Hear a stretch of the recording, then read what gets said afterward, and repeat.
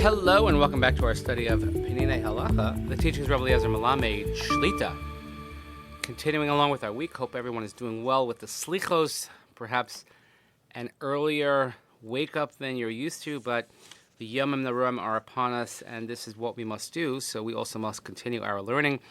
We want to get as much as we can in before the end of 5785 as we welcome in 5786 Abaleinu Latova. Please continue davening for Chaylei Tzvah Gan Yisrael for Shlema, L'chol Petuei Yisrael, and the safe return of our hostages. And we learn each day Le'ilui Nishmat Seren Daniel Shimon ben Harav Duron V'Shelia Hashem Kim Damo. We begin a new chapter.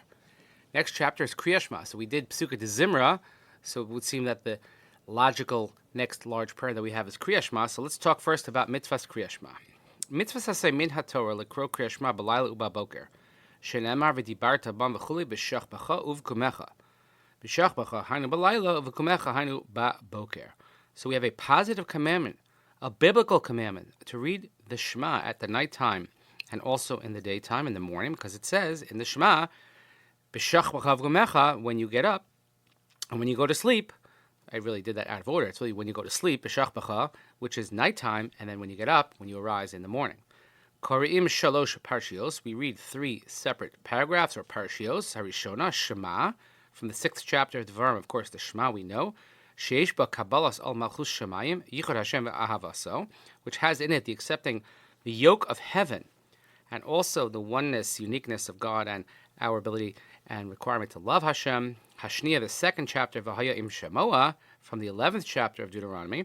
Sheish ba kabbalas al mitzvos has the accepting the yoke of the mitzvot, so there's the yoke of heaven and the yoke of the mitzvot, and Ashlishas Vayomer, Sheish Batzivi al Zechiris HaMitzvahs Aidei Mitzvahs HaTzitzis. And the third one, which is in Parashat Shalach, in the 15th chapter of Bamidbar, has the commandment to remember the mitzvahs, and we do so by performing the mitzvah of Tzitzis, Uvesiyum Maskirin Asiyas Mitzrayim, and at the end we mention, of course, the Exodus, as we often do. Tiknu Chachamim L'Hakdim Es Parashat Shema Levahaya Im Shemoah, so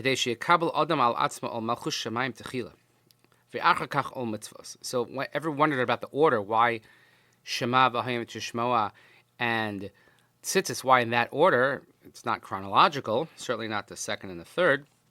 And here the answer is given is because before we do anything, we have to accept the yoke of heaven. And only afterwards can we accept the yoke of the mitzvos.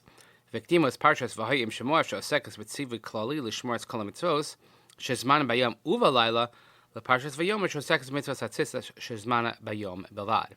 And the second paragraph precedes the third because V'hayim Shemoah deals with the general commandment to safeguard and perform all the mitzvos, and those that apply both in the daytime and the nighttime, whereas the third chapter of Tzitzis is a mitzvah that only applies in the daytime.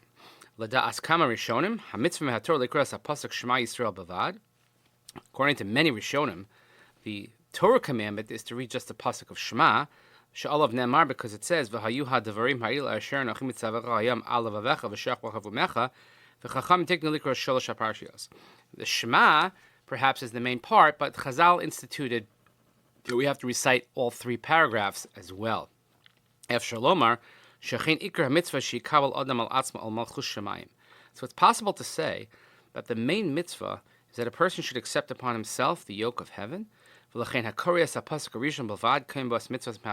a person, let's say, only read the first pasuk, of Shema Yisrael Hashem Elokeinu Hashem Echad, you have fulfilled the Torah obligation. Ella shekakol sheyarchev Yosef v'kabalas ol malchus shemayim.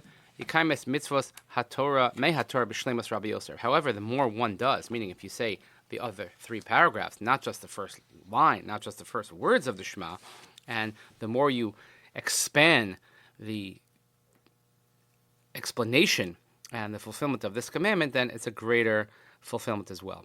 That's why Chazal instituted that we should read all three parshios, because this way Chazal instituted that through these three parshios they really explain and exhibit the foundations of faith, accepting mitzvos and remembering them through tzitzis. So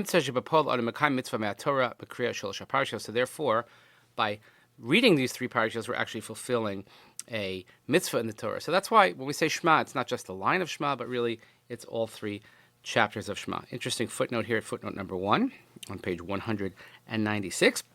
Worth looking at when you have a moment. But obviously, when we talk about kavana, we'll see a little bit as we go further, but we have kavana. You should certainly have kavana for the first line. It's hard to have kavana for a very long time, for 3 whole paragraphs, I know, but we try to make sure that we concentrate for the very least when we say the first line of Shema, and something that has been so important to the people of our history for so many generations. But we thank you for joining us. Please continue davening for Chaylei Tzvah Israel, for Shlem L'Chol P'tzui Israel, safe return of our hostages, Lili Nishmat Saren and Daniel Shimon, our Avdor Nom V'Shalei Shem V'Davo.